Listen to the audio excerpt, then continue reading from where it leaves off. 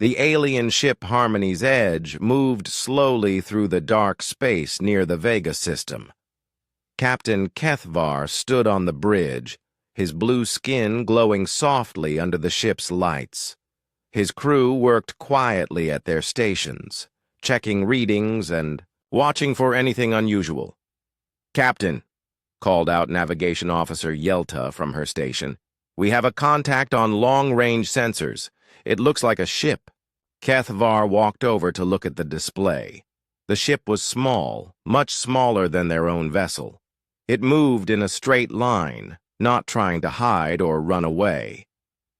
"Can you tell what kind of ship it is?" "It appears to be some kind of cargo vessel," Yelta said, studying her instruments.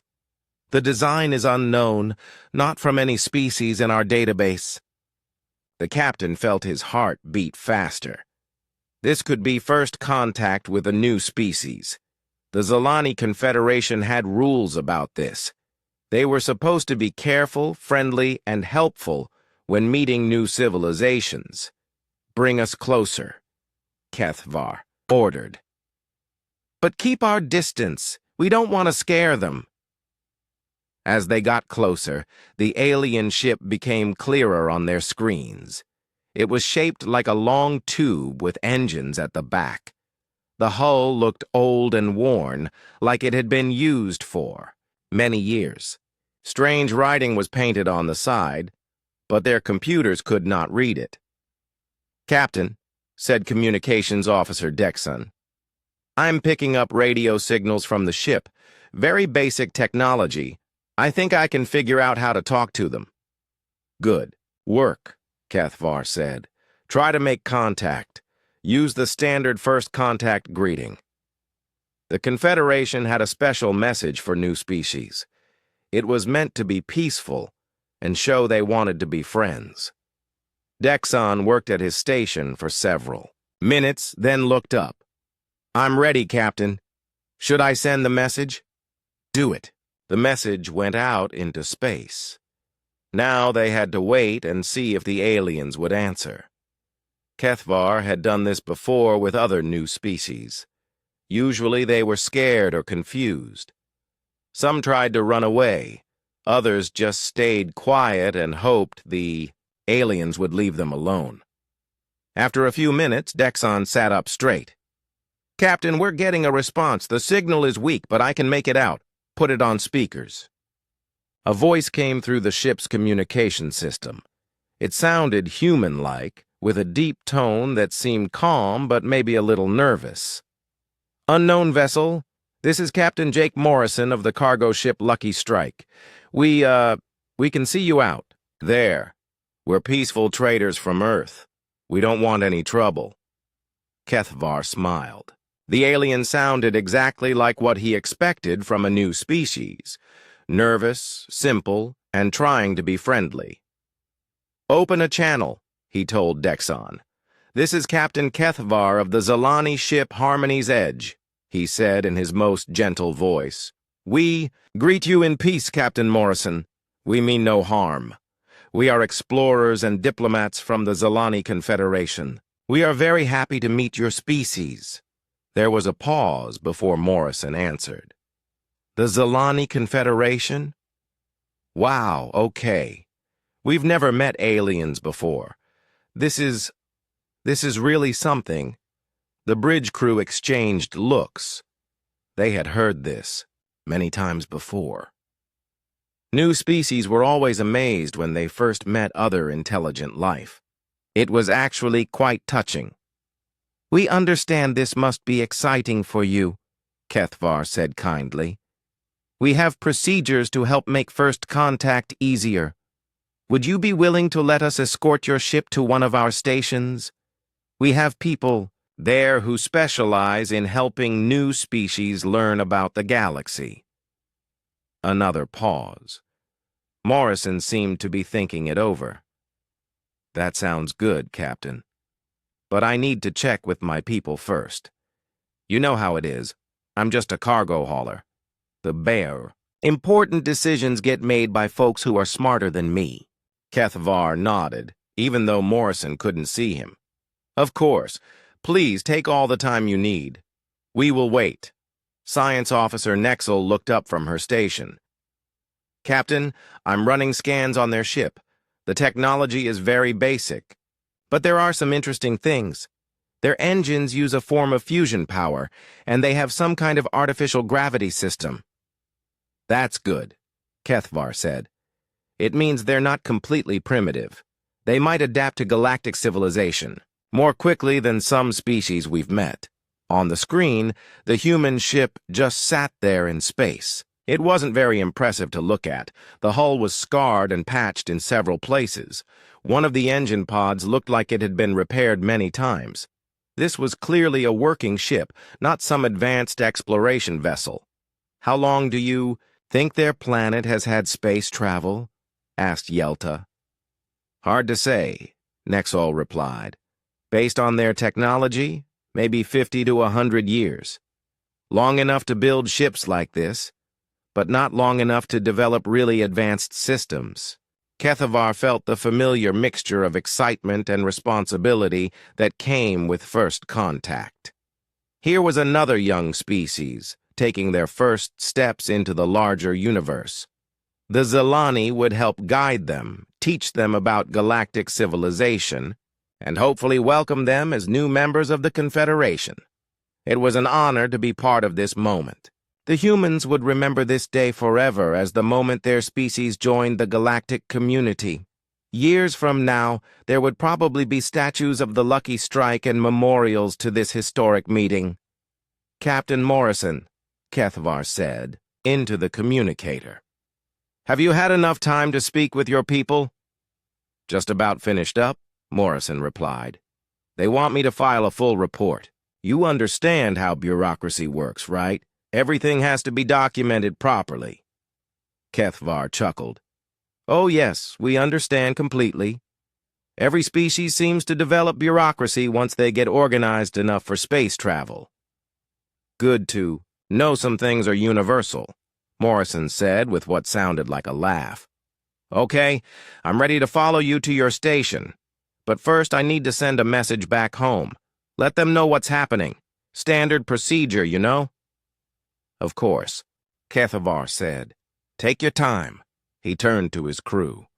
Prepare a course for Station Kaval. Alert them that we're bringing in a first contact situation, and make sure our guest quarters are ready.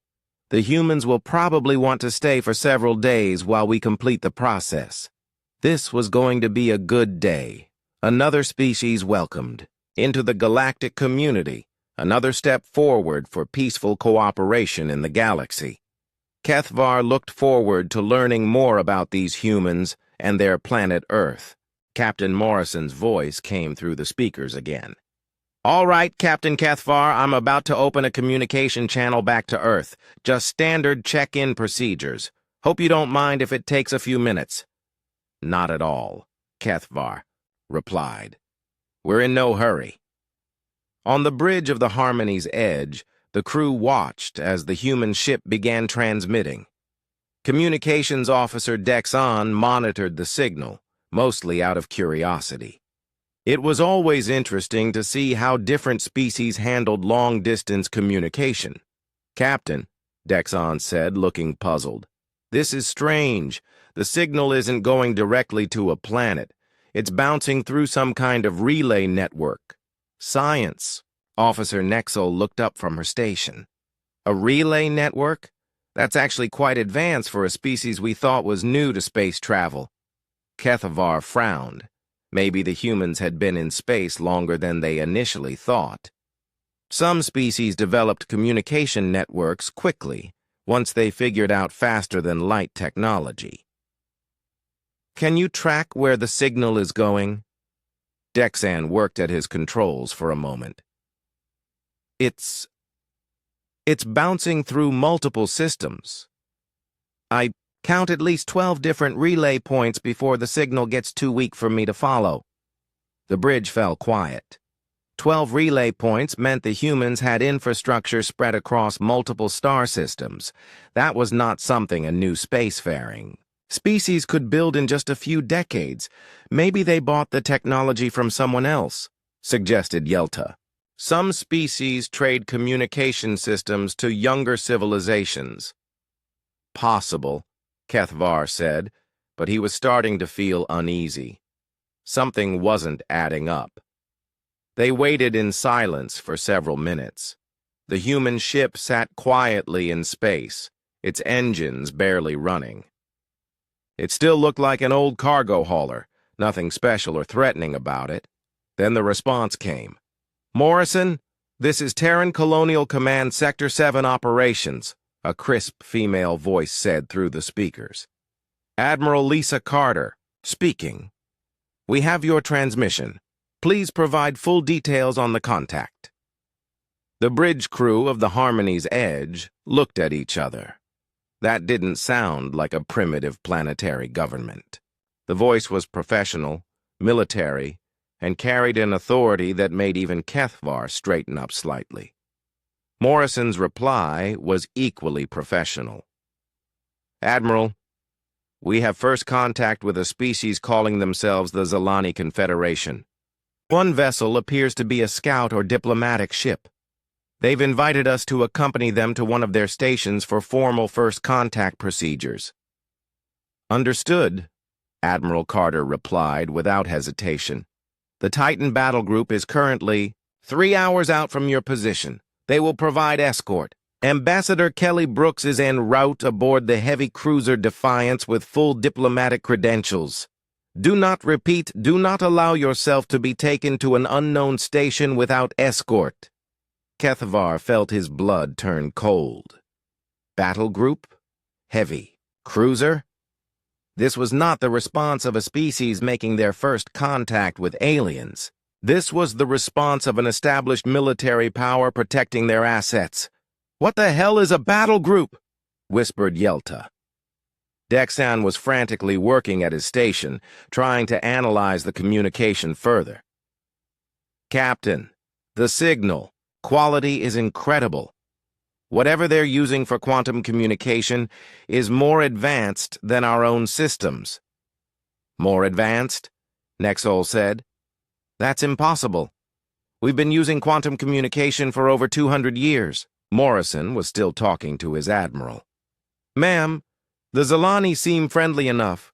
They're following standard first contact protocols. Very polite, very careful." "I'm sure they are, Captain," Admiral Carter replied, and there was something in her tone that sent shivers down Kethvar's spine. "But we've been monitoring their expansion into this sector for the past 18 months. This contact was inevitable. Just stick to the guidelines and keep them talking until backup arrives." Monitoring their expansion? Kethvar's mind raced. The humans had been watching the Zalani Confederation for 18 months? How was that possible if this was supposed to be first contact? "Captain," Nexel said quietly, "I'm running deeper scans on their ship. Something's not right." "What do you mean?" "The hull appears old and worn, but the scanning signatures are all wrong. There are layers of material I can't identify. And there are power readings that don't match what we'd expect from a simple cargo vessel." Kethvar walked over to her station. "Show me." The display showed the human ship in detail. At first glance, it looked exactly like what Morrison had claimed. An old beat-up cargo hauler. But as Nexol highlighted different sections, strange patterns emerged. "See these areas?" She pointed to several sections of the hull. "They're showing energy signatures consistent with military-grade shielding. And these structures along the sides? They could be weapon mounts, disguised to look like cargo pods." "You're saying that ship is armed?"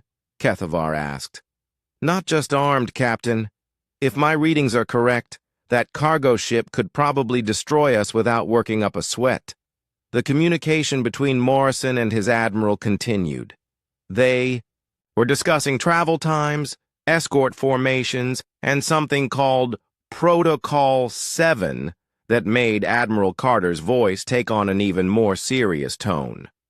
"Morrison," the admiral said, I want you to understand something. This contact is being handled at the highest levels.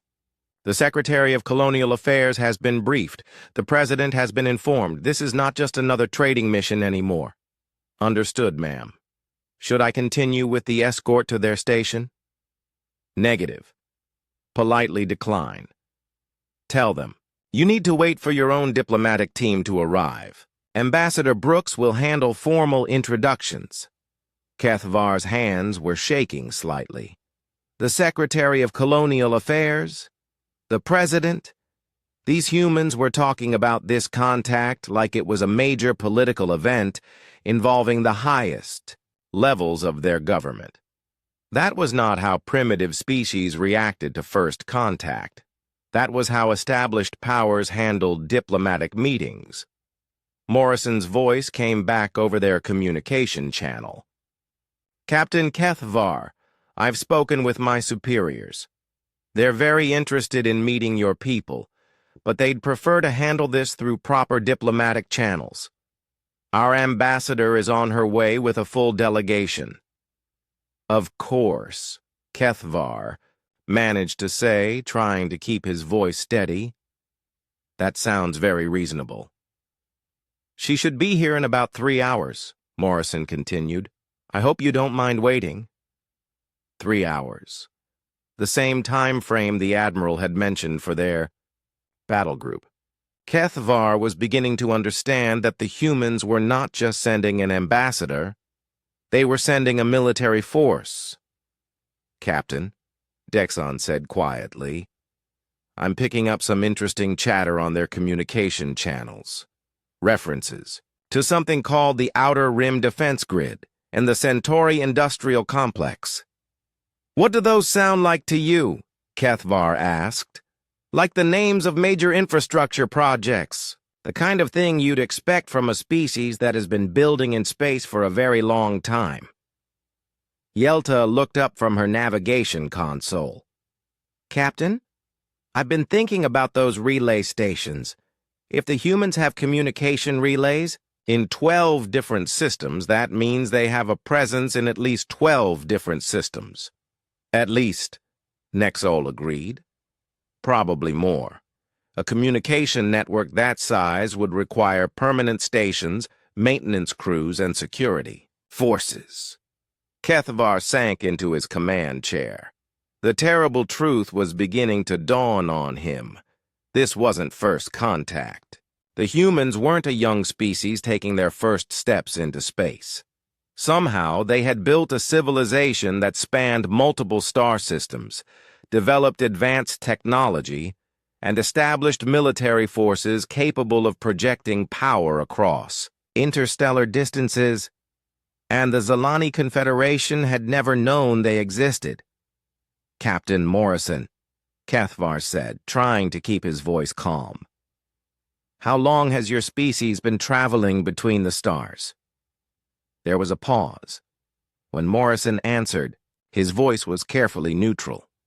Oh, quite a while now, Captain. Quite a while. The next 2 hours passed like a nightmare for Captain Kethvar and his crew.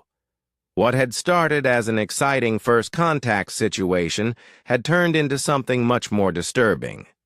With each passing minute, they discovered more evidence that everything they thought they knew about these humans was wrong. Science Officer Nexel had been running continuous deep scans on the Lucky Strike. Her findings painted a picture that made no sense with what they had been told. Captain, she said, her voice tight with worry, I've identified at least 47 separate systems on that ship that are more advanced than anything we have. Their power core is producing energy signatures I've never seen before, and their sensor array— What about their sensor array? Kethvar asked. It's been scanning us since the moment we met. Not just passive scans like we're doing, active deep penetration scans that have probably mapped every bolt and wire on our ship. They know more about the Harmony's edge than our own engineers do. Technical Officer Vexon looked up from his station where he had been trying to decode the human communication protocols. Captain, I've been analyzing their quantum communication system. The theoretical framework they're using is something our scientists have only dreamed about. They're manipulating quantum entanglement in ways that should be impossible. Impossible how? Kethvar asked. We've been working on improving quantum communication for decades. Our best systems can maybe handle 3 or 4 simultaneous channels across interstellar distances. These humans are running hundreds of channels at the same time with no signal degradation across what appears to be vast distances. Communications Officer Dexon had been quietly monitoring human radio chatter, picking up bits and pieces of their internal communications. What he was hearing made his skin crawl. "Captain, you need to hear this," he said. "I'm intercepting fragments of their internal communications. They're talking about places called the Procyon Defense Grid, the Alpha Centauri shipyards, and something called the Sol Defense Fleet." "What do those names tell us?" Kethvar asked, though he was beginning to suspect the answer. "Those are the names of major military installations. Defense grids protect important systems. Shipyards build warships. And a defense fleet—" Dexon paused. "A defense fleet protects the home system." Navigation Officer Yelta had been plotting the locations of all the relay stations they had detected in the human communication network. Her chart showed a pattern that made her stomach turn. "Captain, look at this," she said, bringing up a star map. "If I plot the relay stations and assume they're spaced for optimal coverage, the humans have infrastructure in over 200 star systems." The bridge fell silent. 200 systems meant the humans had a civilization larger than the entire Zelani Confederation. Much larger. "That's not possible," Nexol whispered. "We would have detected them. Our exploration ships, our trade vessels, our scientific expeditions. We would have encountered them somewhere, unless they didn't want us to find them," Kethvar said grimly. Vexen had continued his analysis of the human communication technology. His latest discovery was perhaps the most frightening yet. "Captain, I've been trying to understand how their quantum communication works. I think I've figured it out, but the implications are terrifying. Tell me." "The level of quantum manipulation they're using requires computational power that we can't even imagine. The processing systems needed to manage those communication networks would have to be the size of small moons. But that's not the scary part." "What is the scary part?" "To build computers that big, to manage networks that complex, to coordinate across hundreds of star systems, they would need to have been working at this for centuries. Not decades, centuries." The picture that was emerging was impossible to accept, but also impossible to deny. While the Zelani Confederation had been exploring their local region of space, making contact with primitive species and slowly expanding their influence, humanity had been building a massive interstellar civilization in secret. Dexon suddenly sat up straight. "Captain, I'm picking up more communication traffic. The humans are talking to someone called the Colonial Defense Force about something called Operation Greenwash. Can you make out any details?" "Fragments.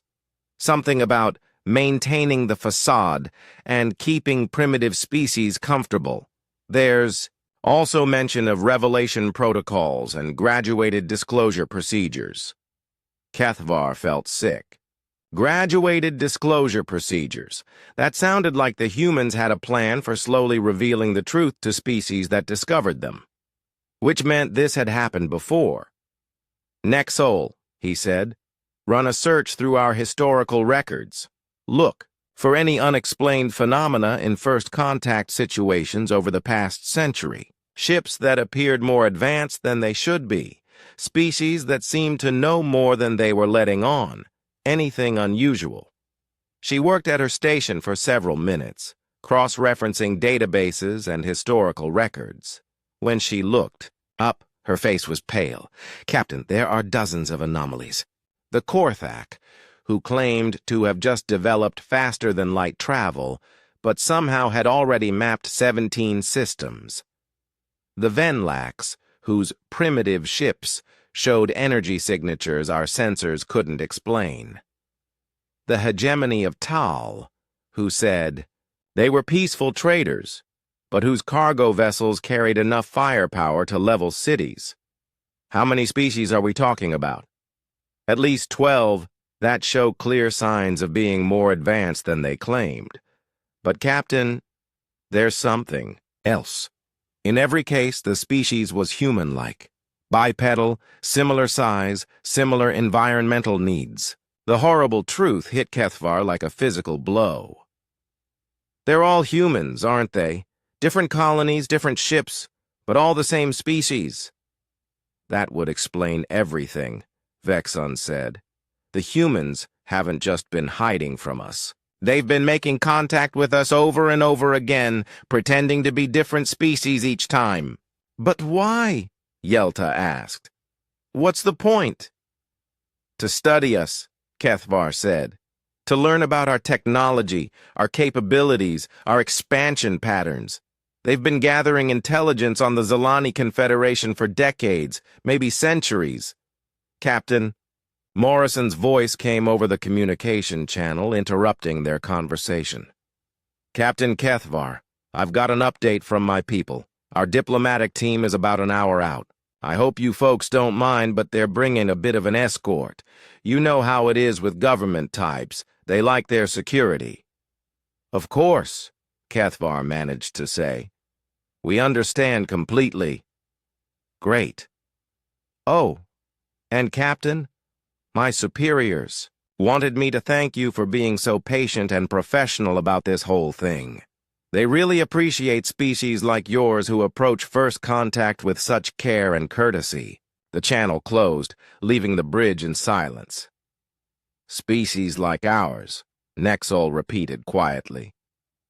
He's talking like they've done this many times before. Because they have, Kethvar said. The question is, what do they want from us? And what happens to species who don't give it to them? On the view screen, the Lucky Strike continued to drift peacefully in space, looking for all the world like a harmless cargo vessel. But now they knew better. That ship was probably more dangerous than their entire fleet. And somewhere in the darkness beyond their sensors, more human ships were approaching. Ships that were coming not for first contact, but for something far more serious. The first sign that the human fleet was approaching came from their long-range sensors. Navigation Officer Yelta was the first to notice the readings. Captain, she said, her voice barely above a whisper.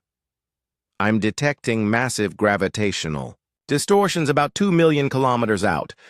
Something very large is coming out of hyperspace. Captain Kethvar moved to the sensor station. The readings showed energy signatures unlike anything in their databases. Whatever was coming was bigger than anything the Zilani had ever built. How large? He asked. I can't get an exact reading, but the gravitational signature suggests something. At least 10 times the mass of our largest battleships. The bridge crew watched in stunned silence as space itself seemed to bend and twist. Then, with mathematical precision, the human fleet emerged from hyperspace. The lead ship was enormous. It dwarfed everything around it, including their own vessel. The hull was dark gray, almost black, with subtle lines that suggested both incredible strength and deadly purpose. Weapon ports dotted its surface like stars in the night sky. Sweet mother of space, Vexon breathed. That thing is bigger than our orbital stations. But the massive ship was not alone. Around it, arranged in perfect formation, were smaller vessels that were still larger than most Zilani warships. 6 heavy cruisers, 12 destroyers, and a cloud of smaller ships that moved with the precision of a military parade. Captain Morrison, a new voice came over the communication channel. This is Captain Ryan Murphy of the UES Titan. Thank you for maintaining peaceful contact with our new friends. We're here to provide escort as requested. The voice was calm, professional, and carried an authority that made it clear this was no ordinary ship captain. This was someone who commanded fleets and made decisions that affected entire star systems. Good. To see you, Captain Murphy, Morrison replied casually. The Zilani have been very polite. Captain Kethvar, I'd like you to meet Captain Murphy. He's in charge of the local defense forces. Local defense forces. The phrase hit Kethvar like a hammer. This massive fleet was just the local defense force, which meant there were more fleets, bigger fleets, elsewhere in human space. Captain Kethvar, Murphy said, his voice warm but carrying an undertone of power that made Kethvar's hands shake. It's an honor to meet you and your crew. We appreciate your patience with our diplomatic procedures. I hope you understand that when two civilizations meet for the first time, there are protocols that must be followed. Of course, Kethvar managed to say. We have similar procedures. Excellent. Our ambassador will be joining us shortly. She's aboard the heavy cruiser Defiance and is looking forward to formal introductions. On the view screen, one of the human cruisers was moving closer. It was sleek, deadly-looking, and covered with sensor arrays that were probably mapping every inch of the Harmony's edge. Communications Officer Dexon was monitoring radio traffic between the human ships. What he was hearing made his blood run cold. Captain, he said quietly, they're discussing something called threat assessment protocols and contact management procedures. They're also running something called a force projection analysis. What does that mean? It sounds like they're calculating how much military force they need to show us to achieve a specific psychological effect. The terrible realization hit Kethvar. This wasn't a diplomatic meeting. This was a carefully planned demonstration of power. The humans were showing the Zilani exactly how outclassed they were. Captain Kethvar, Murphy continued, I hope you don't mind, but our standard procedures require us to conduct a full sensor sweep of the area, just to make sure there are no unexpected hazards or other ships that might complicate our meeting. That seems reasonable, Kethvar replied, though he knew the humans had probably been conducting sensor sweeps since before they arrived. Thank you for your understanding. Oh, and Captain, my crew tells me your ship is quite impressive. The Harmony's Edge, is it? Beautiful design. Our engineers would love to exchange technical information with your people. Kethvar almost laughed. The humans were pretending to be impressed by Zilani technology while sitting in ships that were centuries ahead of anything the Confederation could build. Science Officer Nexol had been analyzing the human fleet with every sensor they had. Her findings were beyond disturbing. Captain, she said, the energy readings from their ships are off the charts. That lead vessel, the Titan, is producing more power than our entire home fleet combined. And the weapon signatures. What about the weapons? Each of those heavy cruisers is carrying enough firepower to sterilize a planet. The smaller ships could probably destroy our largest battleships without taking damage. And the Titan itself. She paused. The Titan could probably fight our entire navy and win. Technical Officer Vexon had been trying to understand the human ship designs. What he found was even more frightening than their raw power. Captain, I've been analyzing their hull configurations and engine signatures. These ships are not just powerful. They're incredibly sophisticated. The level of engineering required to build vessels this large and this advanced, it would take centuries of development. How many centuries? Based on what I can see, at least 300 or 400 years of continuous technological advancement, maybe longer. The implications were staggering. While the Zalani Confederation had been slowly developing their technology and exploring nearby systems, humanity had been building an interstellar empire for centuries. A new voice came over the communication channel, female, crisp, and carrying an authority that made everyone on the bridge straighten up unconsciously. "This is Ambassador Kelly Brooks aboard the heavy cruiser Defiance. Captain Kethavar, it's a pleasure to make your acquaintance. I'm looking forward to formal introductions between our peoples."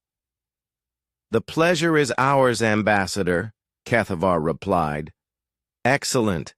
With your permission, I'd like to come aboard your vessel for preliminary discussions. I have credentials from the Terran Colonial Authority and gifts from the people of Earth."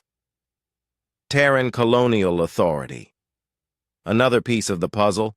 The humans had not just expanded into space, they had created government institutions to manage their colonies. "You would be welcome aboard our ship," Kethavar said. "Wonderful. I'll be bringing a small security detail, if that's acceptable. Standard diplomatic protocols, you understand." Of course. As they waited for the ambassador's shuttle, Kethavar gathered his senior officers for a quick conference. "We need to face the truth," he said quietly. "We are completely outclassed here. These humans have technology that's centuries ahead of ours, military forces that could destroy us without effort, and a civilization that spans hundreds of star systems." "What do we do?" asked Yelta. "We listen, we learn, and we try to figure out what they want from us." A small shuttle detached from the human cruiser and approached their ship. Even the shuttle was more advanced than most Zalani spacecraft. As they prepared to meet Ambassador Brooks, Kethavar couldn't shake the feeling that everything was about to change. Not just for his crew, not just for the Zalani Confederation, but for their entire understanding of the galaxy itself.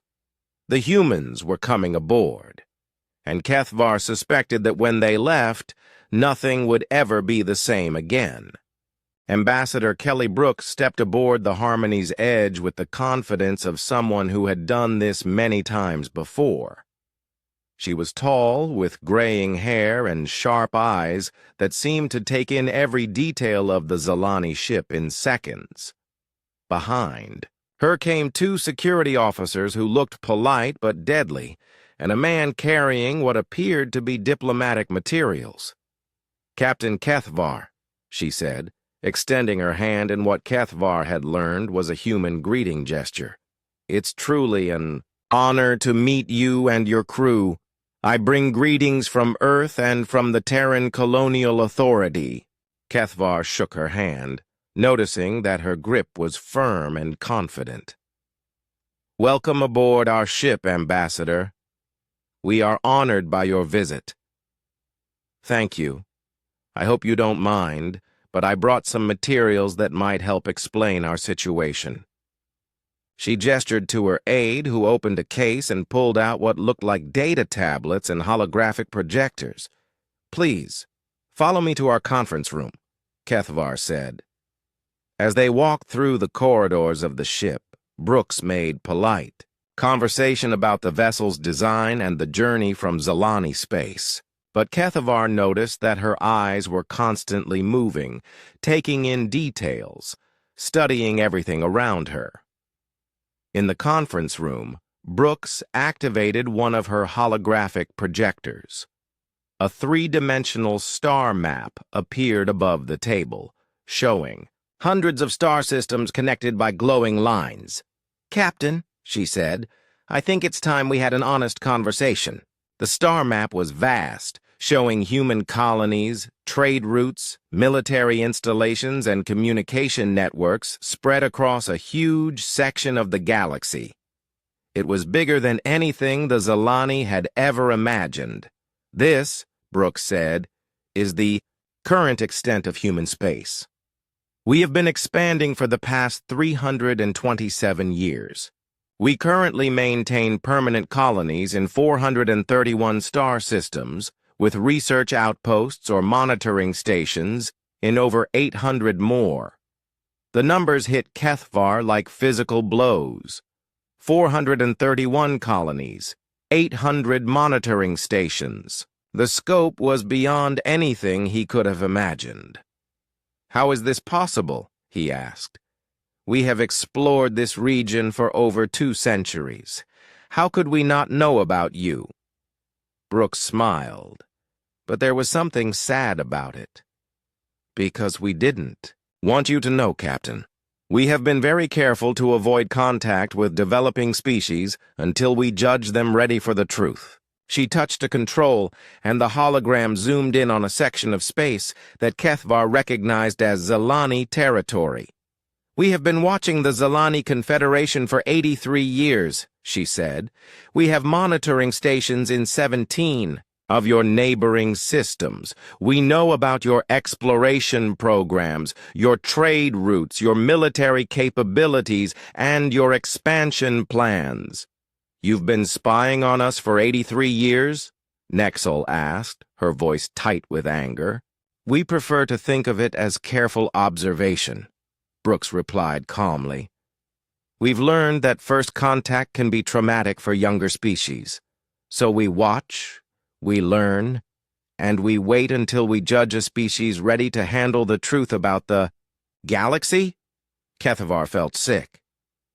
"The truth about the galaxy?" Brooks activated another projection. This one showed not just human space, but dozens of other civilizations, all connected by trade routes and communication networks. "The galaxy is not empty, Captain. It's not full of young species taking their first steps into space. It's full of old civilizations, ancient powers, and species that have been traveling between the stars for thousands of years." She pointed to different sections of the map. "The Korthak Empire has existed for over 2,000 years. The hegemony of Tal controls 3,000 star systems. The Venlax Trade Federation has been conducting interstellar commerce for 1,500 years." "But we met representatives from those species," Yelta protested. "They were primitive, just starting out in space travel." "No," Brooks said gently. "You met human agents posing as representatives from those species. We've been conducting controlled first contact scenarios with the Zalani for decades, slowly introducing you to the idea that there are other intelligent species in the galaxy." The conference room fell silent. Everything they thought they knew about the galaxy, about first contact, about their place in the universe, was wrong. "Why?" Kethvar asked. "Why lie to us? Why not just make contact honestly?" Brooks sighed. "Because honest first contact can destroy a civilization, Captain. When a young species suddenly learns that they are not alone, that there are powers in the galaxy thousands of years older and more advanced than they are, the psychological shock can be devastating." She brought up another display, showing historical data. "We've seen species collapse into civil war when they learned the truth. We've seen entire civilizations abandon space exploration and retreat to their home worlds. We've seen species become so aggressive that they had to be contained for the safety of others. So you deceive them instead?" "We guide them," Brooks corrected. "We let them discover the galaxy gradually, at a pace they can handle. We pose as younger species so they don't feel overwhelmed. We provide technology transfers disguised as trade. Agreements! We prevent conflicts they're not ready to handle." Technical Officer Vexon spoke up. "All those times we thought we were exploring new systems, making first contact with primitive species, establishing trade relationships. It was all managed by you?" "Most of it, yes. We've been very careful to ensure that the Zalani Confederation developed at a healthy pace, without the trauma that often comes with sudden exposure to galactic civilization." Captain Murphy's voice came through the ship's communication system.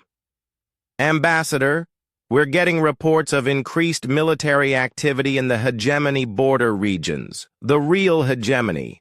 Commander Davis thinks you should know. Thank you, Captain, Brooks replied. That brings up another point, Captain Kethavar.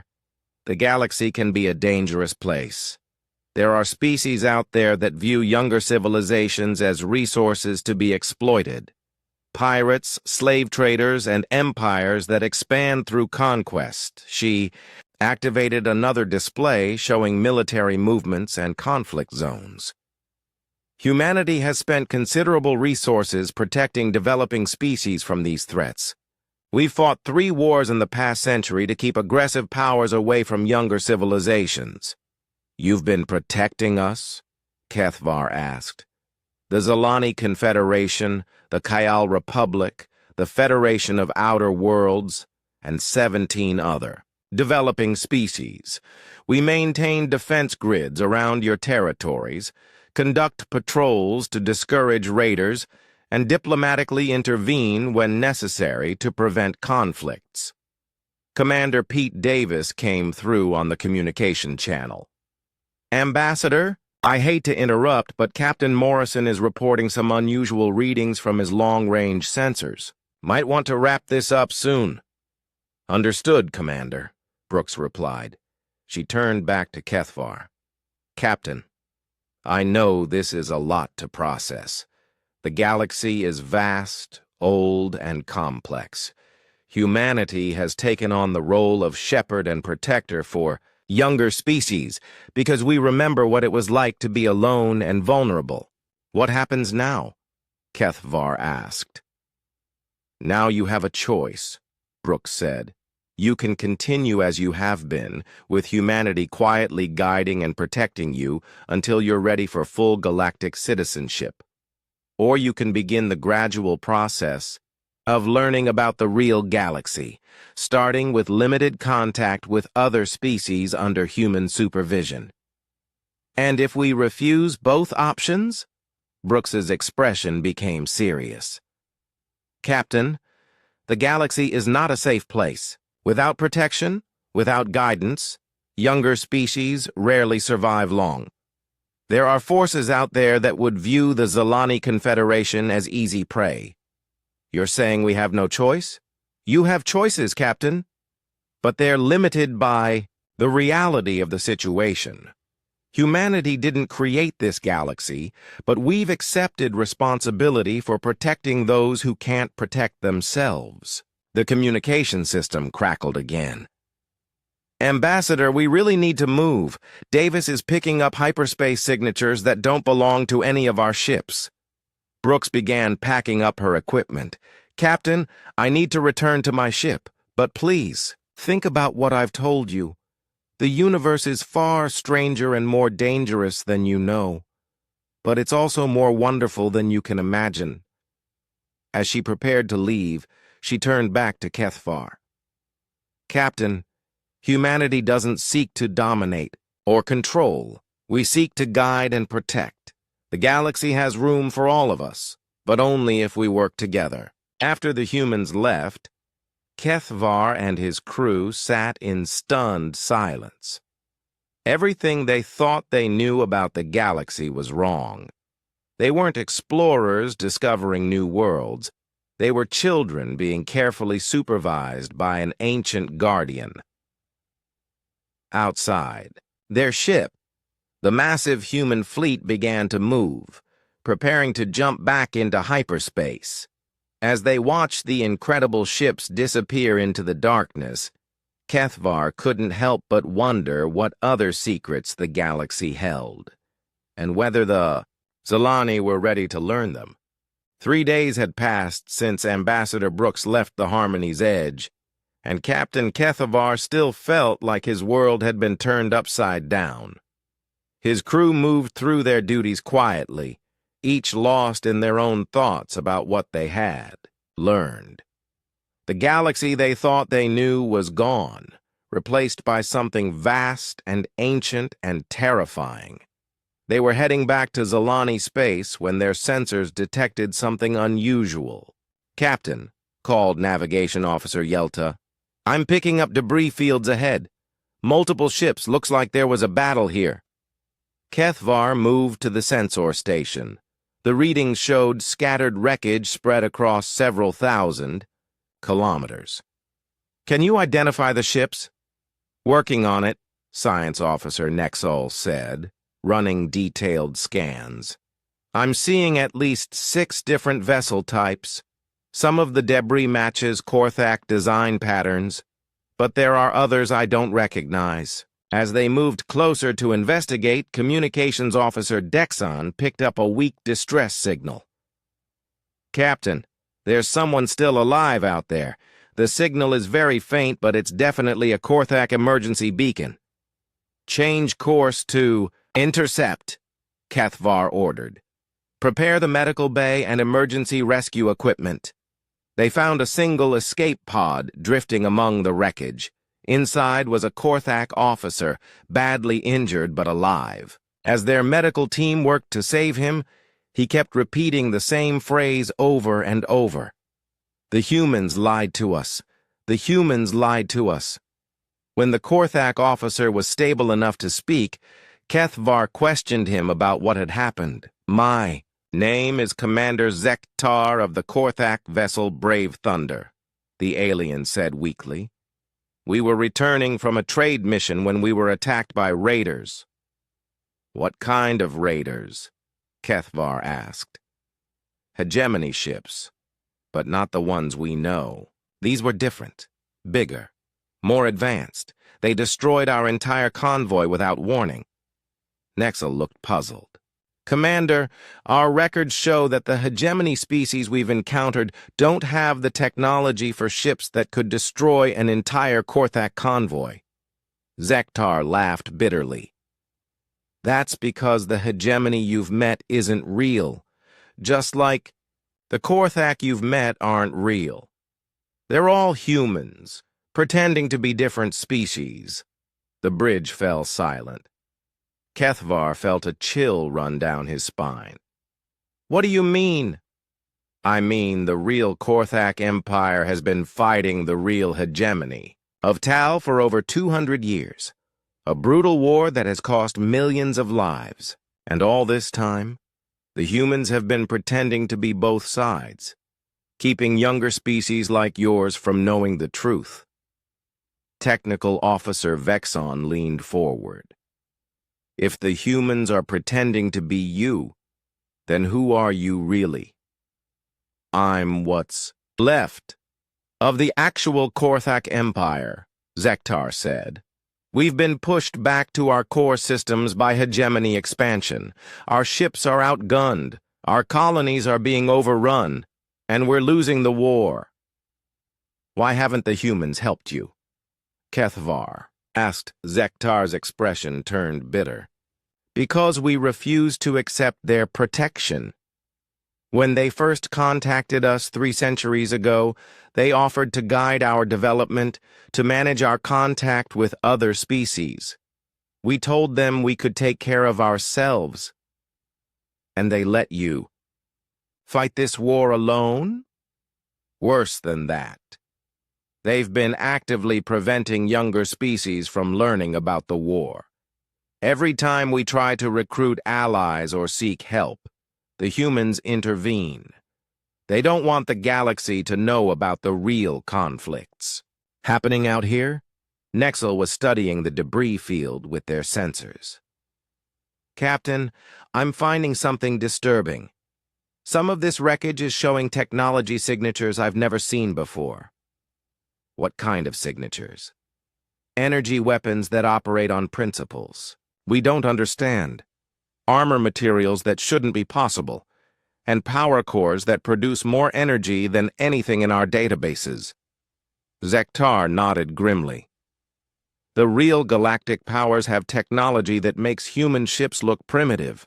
The hegemony has weapons that can crack planets. The Ancient Assembly has ships that can move faster than light without using hyperspace. The Collective builds vessels the size of moons." "The Ancient Assembly? The Collective?" Kethvar asked. "We've never heard of these species." "Because the humans don't want you to know about them?" There are dozens of major powers in this galaxy, species that have been around for thousands of years. Some are peaceful, some are neutral, and some are very, very dangerous. Communications Officer Dexon looked up from his station. Captain, I'm detecting hyperspace signatures approaching, multiple ships moving fast. On their view screen, 6 sleek vessels emerged from hyperspace. They were unlike any ships the Zilani had ever seen, organic-looking with hulls that seemed to shift and flow like living metal. Those are hegemony ships, Zektar said, struggling to sit up. Real hegemony ships. You need to run. Now. The alien vessels immediately began scanning the Harmony's edge. A voice came over their communication system, speaking in a language that their computers couldn't translate. They're demanding we surrender the Korthak survivor, Dexon said, somehow understanding the message. They're saying we have 30 seconds to comply or they'll destroy us. Kethvar looked at his crew, then at the injured Korthak officer. How do you respond to demands from a species that could destroy your ship without effort? Captain, Vexen said, I'm detecting massive energy buildups in their weapon systems. They're not bluffing. Before Kethvar could respond, space around them filled with light. Not the harsh glare of weapons fire, but the softer glow of ships emerging from hyperspace. Human ships. The UES Titan appeared first, followed by a dozen other vessels. Captain Murphy's voice came over their communication channel. Hegemony vessels, this is Captain Ryan Murphy of the Terran Defense Force. You are in violation of Treaty Section 7 Alpha. Withdraw immediately or face the consequences. The response from the hegemony ships was immediate. Weapons fire erupted between the two fleets, lighting up space with energies that made the Zilani sensors scream warnings. All Zilani vessels, this is Admiral Lisa Carter, came a new voice over their communication system. Move to coordinates 77 Mark 4 and maintain position. Do not attempt to leave the area. We're trapped, Yelta said quietly. Between a human fleet and alien ships we can't even understand. The battle raged around them for 20 minutes. The human ships fought with precision and coordination, but the hegemony vessels fought with technology that seemed to bend the laws of physics. Weapons that fired through dimensions, shields that existed in multiple realities, engines that moved ships through space-time itself. When it was over, 2 hegemony ships had been destroyed and the others had fled. The human fleet had taken damage, but nothing that seemed critical. Admiral Carter's voice came over their communication system again. Captain Kethvar, please prepare to receive Ambassador Brooks. We have things to discuss. As they waited for the ambassador to arrive, Kethvar realized that everything Brooks had told them before was only the beginning. The galaxy wasn't just ancient and complex, it was actively at war. And humanity was right in the middle of it, trying to manage conflicts between powers that could destroy entire star systems. The question was, what role did the Zilani Confederation play in this hidden war?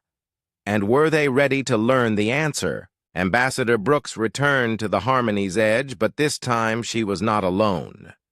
With her came Admiral Carter herself, a stern woman with silver hair and eyes that had seen too many battles. Behind them walked someone who made the Zilani crew stare in wonder.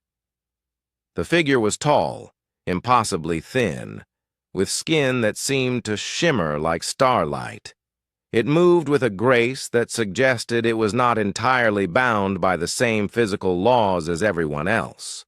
When it spoke, its voice resonated, with harmonics that made the air itself vibrate. I am Observer Kethnel of the Ancient Assembly, it said, the words somehow translating directly into Zilani minds rather than coming through their ears. I have come to witness this revelation. Captain Kethvar found himself bowing without, knowing why. There was something about this being that commanded respect on a level deeper than conscious thought. "Captain," Brooks said, "I'm afraid our previous conversation was incomplete. The situation in this galaxy is more complex than we initially revealed." She activated her holographic projector, but this time the star map that appeared was different. Vast regions of space were marked in colors that hurt to look at, showing territories controlled by powers that the Zalani had never imagined. "The galaxy is divided among 7 major powers," Admiral Carter said, her voice carrying the weight of military authority. "Humanity controls about 12% of inhabited space. We are the youngest of the major powers, but also the most active in protecting developing species."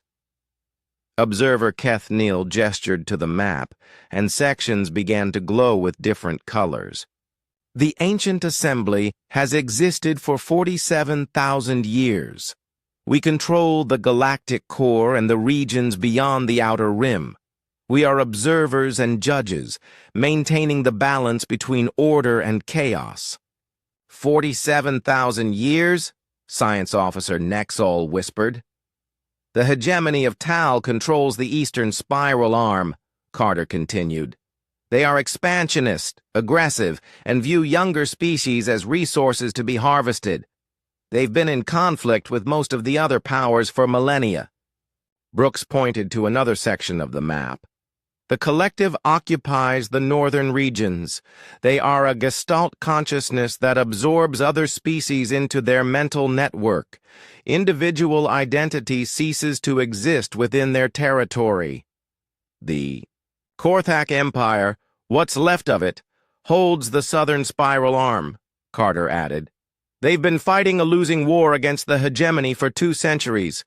Commander Zektar represents one of the last free Korthak fleets." Technical Officer Vestan was studying the map with growing horror. "How many species are we talking about? How many civilizations?" Observer Kethnil's response made the air itself seem to shiver. "In this galaxy alone, there are over 6 million intelligent species. 4 million have achieved interstellar travel. Of those, approximately 300,000 have survived long enough to be considered established civilizations." "What happened to the others?" Kethvar asked, though he suspected he didn't want to know the answer. "War," Admiral Carter said, simply. "Conquest, absorption by the collective, extinction through their own actions or natural disasters. The galaxy is not a safe place for the young and unprepared." Brooks activated another section of the map. "This is why humanity has taken on the role of protector and guide. We remember what it was like to be alone and vulnerable. When we first achieved interstellar travel, we were nearly destroyed by our first contact with a major power." "What happened?" Navigation Officer Yelta asked. "The hegemony found us first," Carter said grimly. "They invaded our outer colonies and enslaved 3 million humans before we even knew what was happening. We lost 17 worlds before the ancient assembly intervened." Observer Kethanil's form shifted slightly, becoming more solid, more present. "The assembly recognized potential in humanity. You showed unusual resilience, adaptability, and a rare quality among young species: the ability to learn from your mistakes while retaining your compassion. The assembly helped us rebuild," Brooks continued. "They shared defensive technologies and taught us about galactic politics. But they also gave us a choice. We could accept their protection and remain under their guidance forever, or we could take responsibility for our own defense and help protect other young species." "You chose to fight," Kethvar said. "We chose to protect," Carter corrected. "For the past 300 years, humanity has served as a buffer between the major powers and developing species. We maintained defensive networks, conduct intelligence, operations, and when necessary, we fight wars that younger species don't even know are happening. Commander Zektar, who had been listening from his medical bed, spoke up weakly. The humans fight the hegemony in dozens of systems every year. They've saved millions of lives from species that don't even know they exist. Brooks nodded. The war you witnessed, Commander, was part of Operation Silent Shield. We maintain active combat operations against hegemony expansion forces while making sure that developing species like the Zilani never learn about the threat. Why keep it secret? Kethvar asked. Why not recruit allies? We could help. Observer Kethnil's response carried what might have been amusement. Captain, your entire military could not destroy a single hegemony patrol ship. Your technology is approximately 15,000 years behind current galactic standards. The harsh truth hit like a physical blow. Everything the Zilani thought they had accomplished, all their technological advances and military strength, was primitive by galactic standards. However, the observer continued, you show potential. The Zilani display the same qualities that made humanity valuable to the galaxy: curiosity, adaptability, and the capacity for growth. Admiral Carter leaned forward. Captain, humanity is offering the Zilani Confederation the same choice we were given 3 centuries ago. You can accept our protection and continue developing at your own pace, safe from the knowledge of galactic conflicts, or you can begin the long process of preparing for galactic citizenship. What does that preparation involve? Kethvar asked. Centuries of accelerated technological development, Brooks said. Cultural integration programs to help you understand alien psychology. Military training to prepare you for the reality of galactic warfare, and gradually increasing contact with other species, starting with our closest allies. Communications Officer Dexan looked up from his station. Captain, I'm detecting multiple hyperspace signatures approaching, very large signatures. On their view screen, space began to warp and bend as massive ships emerged from hyperspace. These vessels were unlike anything they had seen before. Crystalline structures that seemed to be grown rather than built, ships that looked like living creatures, and geometric forms that hurt to look at directly. The Galactic Council, observer, Kethnil said, representatives from all 7 major powers. This formal first contact requires their witness. Formal first contact? Kethvar asked. The Zilani Confederation is being offered membership in the Galactic Council, Admiral Carter said. Not as an equal partner, that would take centuries of development, but as a protected junior member under human sponsorship. And if we refuse? Observer. Kethnil's form became more solid, more imposing. Then you return to your territory and continue as before, unaware of the greater galaxy. Humanity will continue to protect you, but you will never advance beyond your current level of development. And if we accept, then everything changes, Brooks said. Your entire civilization will be transformed over the next few centuries. Your people will become citizens of the galaxy, with all the opportunities and dangers that entails. As the massive alien ships took positions around them, Kethvar realized that this was the most important decision in Zilani history, not just for his crew, not just for his ship, but for his entire species. The galaxy was vast, ancient, and full of wonders and terrors beyond imagination. Humanity was offering to guide them through it, but the journey would change the Zilani forever.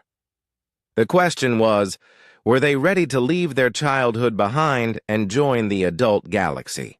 The Galactic Council chamber was unlike anything Captain Kethvar had ever imagined. It wasn't built inside a ship or station. It existed in a pocket of modified space-time that somehow contained breathable atmosphere while offering a view of the stars beyond. Representatives from the 7 major powers sat or floated or existed in arrangements that challenged understanding. The ancient assembly observer materialized as a pillar of living light. The collective representative was a shifting mass of interconnected consciousness that spoke in harmony with itself. The hegemony delegate wore armor that seemed to be made of controlled nuclear fire. Other beings defied description entirely, and among them, representing humanity, sat Admiral Carter with the calm confidence of someone who belonged in this cosmic assembly. The species known as the Zalani Confederation has been brought before this council for evaluation, the ancient assembly observer announced, its voice resonating through dimensions. Humanity has requested sponsorship for junior membership status. Kethvar stood with his senior officers in the center of the chamber, feeling very small and very young. Around them, beings that had existed for millennia discussed the fate of his entire species. The hegemony representative spoke, its voice like the sound of stars being born. The Zalani show typical patterns for a developing species. Limited technological advancement, basic social structures, minimal expansion range. They are unsuitable for galactic citizenship. The collective concurs, came a chorus of voices from the shifting mass. The Zalani lack the mental flexibility required for integration into galactic civilization. They would be consumed by the complexity. But then another voice spoke, deep and ancient beyond measure. It came from a being that looked like a mountain of living crystal shot through with veins of pure energy. The Eternal Archive disagrees, it said. We have observed this species for several of their generations. They display unusual resilience and adaptability. Their response to crisis shows potential for growth. Potential is not achievement, the hegemony representative countered. We have seen thousands of species with potential. Most fail when faced with galactic reality. Admiral Carter stood up, and somehow her human presence commanded attention in this assembly of cosmic powers. The Zalani have demonstrated the same qualities that allowed humanity to survive and thrive. When faced with the truth about the galaxy, they didn't collapse into despair or retreat into denial. They asked questions, sought understanding, and considered their options.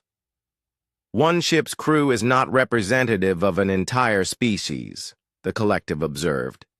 Then let us test the entire species, Carter said. Give the Zalani a limited revelation. Let them see a small part of galactic reality and observe how they respond. Observer Kethnil's form shifted, becoming more focused. An interesting proposal. The humans suggest a graduated contact protocol rather than immediate full revelation. What does that mean for us? Kethvar found the courage to ask. Admiral Carter turned to him. It means we tell your people part of the truth. We reveal that humanity is more advanced than we initially claimed, that there are other species in the galaxy and that some of them are hostile. We don't tell them about the full scope of galactic civilization or the major powers. And then? Science officer Nexol asked. Then we see how your civilization responds, the ancient assembly observer said. Do your people unite or fragment? Do they accelerate their development or retreat into isolation? Do they prepare for challenges or hope the problems will go away? The Eternal Archive representative pulsed with inner light.